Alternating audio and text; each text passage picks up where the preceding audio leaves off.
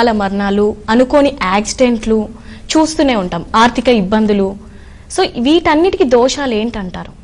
సాయిరామ్ సాయిరామ్ అమ్మ, ఒక ఇల్లు కట్టుకున్న తర్వాత ఆ గృహంలో కొంతమందికి అనారోగ్య సమస్యలు, కొంతమందికి అకాల మరణాలు, కొంతమందికి ఇంకా చూస్తే మనం అపమృత్యు భయం వెంటాడుతూ ఉంటుంది.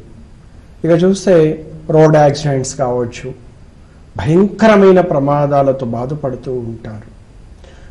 ఇల్లు చూస్తేనేమో వాస్తుకే ఉంటుంది, కానీ ఇలా ఎందుకు అవుతుంది అని ఆలోచన చేసినప్పుడు మనము క్షేత్రస్థాయి పరిశీలన చేసుకోవాల్సి ఉంటుందండి. మనం మినిమం వాస్తు కట్టుకున్నా కూడా మంచి ఫలితాలే వస్తాయి. కానీ క్షేత్ర దోషములు అంటే ఏంటిది మనం చూద్దాం. ఒక గృహ నిర్మాణం జరిగేటప్పుడు శంకుస్థాపన కంటే ముందు భూశుద్ధి చేసుకోవాలి.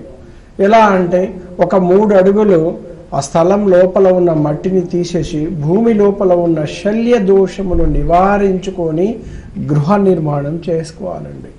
కానీ భూగర్భంలో క్షీణించే బొగ్గు కానీ, ఐరన్ కానీ, ఇటుకలు కానీ ఇవన్నీ కూడా భూగర్భంలో అంటే మనకు ప్లింత్ ఏరియా లోపల కానీ, అంటే మనం కట్టుకున్న నిర్మాణం లోపల భూమి లోపల ఉన్నప్పుడు, ఎప్పుడు 8 అడుగులు పైన ఉన్నప్పుడు ఏమవుతుందంటే ఇవన్నీ శల్యవాస్తు దోషము.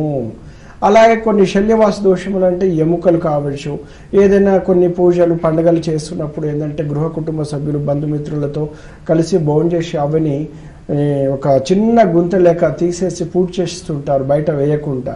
అవన్నీ కూడా శల్యవాస్తు దోషమండి. ఎందుకంటే పూజలు చేసుకోవడం దోషం లేదు, కాకుంటే ఏంటంటే ఇలాంటి పూడ్చవలసి వస్తే కంపల్సరీ ఒక 9 అడుగుల లోతు, 8 అడుగుల లోపల 9వ అడుగుల లోపల పెట్టి పూడ్చడం వల్ల వాస్తు దోషాలు ఉండవండి.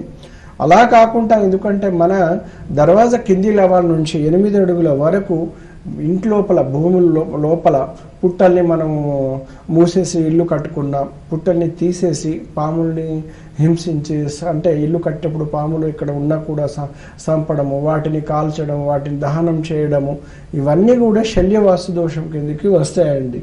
అందుకే గృహ నిర్మాణం చేసుకునేటప్పుడు శల్యవాస్తు దోషాన్ని కూడా మనం పరిశీలించుకుంటే అకాల మరణాలు, రోడ్ యాక్సిడెంట్స్, ప్రమాదాలని మనం కొంతవరకు తగ్గించుకోగలుగుతాము.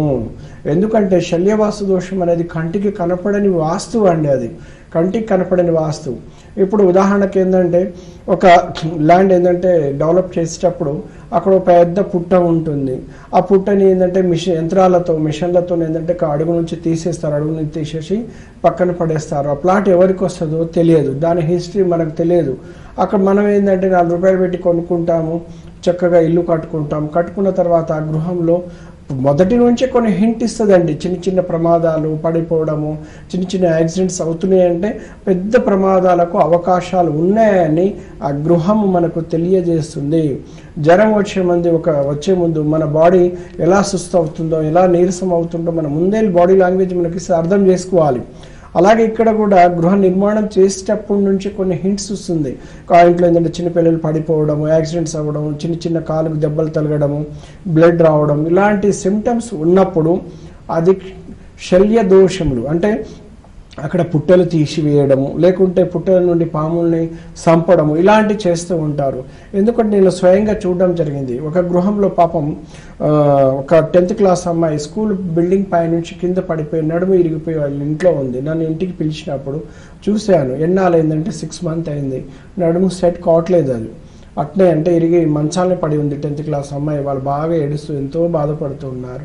అప్పుడు చెప్పాను, ఇది ఇల్లు ఎప్పుడు కట్టారంటే ఒక 5 years అయిందన్నారు. ఓకే, ఇప్పుడు కట్టేటప్పుడు ఇక్కడ ఏమైనా పుట్టలు ఉన్నాయని జస్ట్ క్వశ్చన్ అడిగితే వాళ్ళు చెప్పారు, ఇక్కడ చాలా పెద్ద పుట్ట ఉండేనండి, ఆ పుట్టని మొత్తం తవ్వేస్తే పెద్ద నాగుపాము వెళ్ళి పోతూ ఉంటాయి. మా నాన్నగారు దాన్ని గెదివి దాన్ని 3 ముక్కలు కట్ చేసేసి చంపేశారు.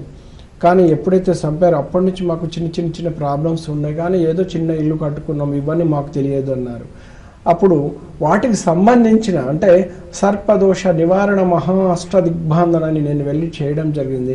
ఆ అమ్మాయి ఒక 6 నెలలు మళ్ళీ కోలుకుంది. అంటే వాస్తవానికి ఒక మిరాకిల్స్ జరుగుతూ ఉంటాయండి. మిరాకిల్స్ ఎందుకంటే ఒక సర్పాన్ని ఏ విధంగా మనం హింసించి చంపుతామో అలాంటి కర్మని కుటుంబ సభ్యులు అనుభవించాల్సి ఉంటుంది. అందుకే ఇవన్నీ కంటికి కనపడని వాస్తు దోషాలు అనమాట. అంతు చిక్కని వాస్తు దోషాలు. సమస్య చెప్తే చాలండి, వాళ్ళ ఇంట్లో ఏ దోషం ఉందో కూడా నేను చెప్పగలుగుతాను. అదేవిధంగా అకాల మరణాలు, ప్రమాదాలు, భయంకరమైన నిద్రలేని సమస్యలు వస్తూ ఉంటే మనము మంచి మట్టితో ఇల్లు కట్టుకునేటప్పుడు మనం ఏం చేస్తాము అంటే కొంత మట్టి బయట నుంచి తీసుకొచ్చి ఫిల్లింగ్ చేసుకుంటాం. ఆ మట్టి ఎలా ఉండాలి అంటే ఉద్యోగ రీత్యా కానీ రాజకీయ రీత్యా కానీ వాళ్ళకు కొన్ని చెప్తాను, పలానా రంగు మట్టి మీరు వాడుకోండి. ఆ మట్టి కూడా శల్య దోషములు లేని మట్టి, అంటే బలమైన మట్టిని, మన మొక్కలకి ఎంత బలమైన మట్టి పెట్టుకుంటామో అంత బలమైన మట్టిని మన గృహం లోపల ఫిల్లింగ్ చేసుకోవాలి. అలా కాకుండా శల్యములతో ఉన్న మట్టిని తీసుకురావడం కానీ, ఎక్కడైనా మట్టిని తవ్వేటప్పుడు ఆ మట్టిలో సర్పాలు కొన్ని చనిపోతుంటాయండి మిషన్లో వచ్చి, వాటితో సహా పోషిస్తే దాని కింద ఉండిపోవడం జరిగిపోతుంది. దాని కింద మనం పూజ చేస్తాం, అవన్నీ కంటికి కనపడవు అనమాట, భూమిలో ఉంటాయి. అలా కాకుండా ఇప్పుడు ఒక బెడ్రూమ్, కిచెన్, హాల్ ఇలా మనం ఇండివిజువల్ కట్టుకున్నప్పుడు ఏమవుతుంటే చాలా బలంగా ఉండాలని రాళ్ళు, పెద్ద పెద్ద రాళ్ళు కూడా తీసేసి దాంట్లో పూజ చేస్తుంటారు. అలా చేయకూడదు అనమాట. అలాంటి చేసుకున్నప్పుడు ఆ ఇంట్లో నిద్ర లేని సమస్యలు వస్తాయి. చిన్న చిన్న సాధారణమైన సమస్యలు అందరికీ ఉంటాయి, అవి లెక్క చేయాల్సిన అవసరం లేదు.